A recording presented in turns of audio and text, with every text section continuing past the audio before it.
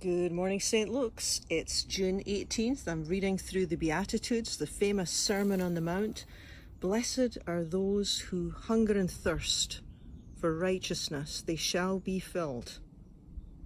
So it's not blessed are those who hunger and thirst, right? This is a particular kind of desire, a particular kind of need.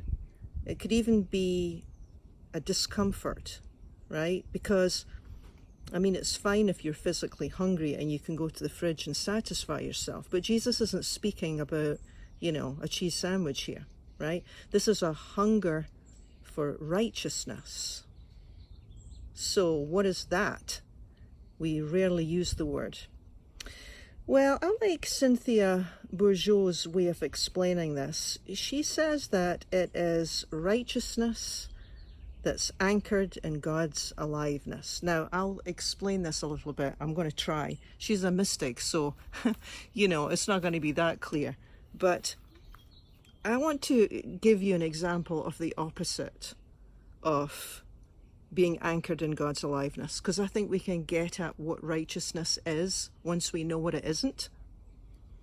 So I want to go with the opposite, because we've all experienced this a lot, many times, in many, many different ways. You're driving along the freeway and you come to an intersection and you look to your right and there are people living underneath the bridges and they're in tents and it's a mess, right?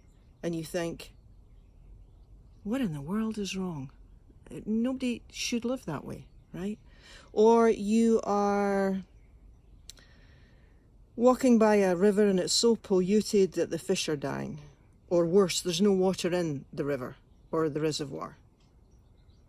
Something happens. You're going along, looking at life, and it's like this punch to the gut where something's really wrong here.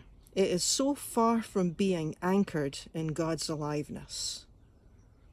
And you say to yourself, God never meant people to live this way. God never meant animals or creation to suffer in this way.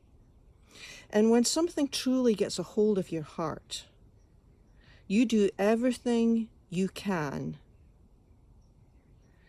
to bring it all into God's aliveness for healing, right?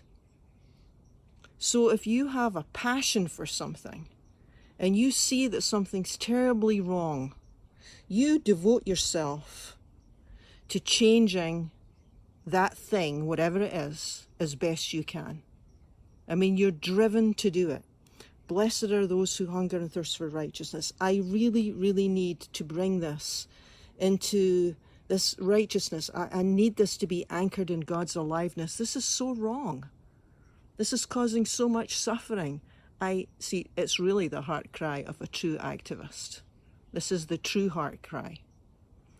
To bring it all into the aliveness of God, to relieve that kind of suffering. Blessed are those who hunger and thirst for righteousness. They shall be filled, Jesus is saying. Yeah, you devote yourself to the right thing, you'll not be disappointed. Something to ponder. Peace be with you.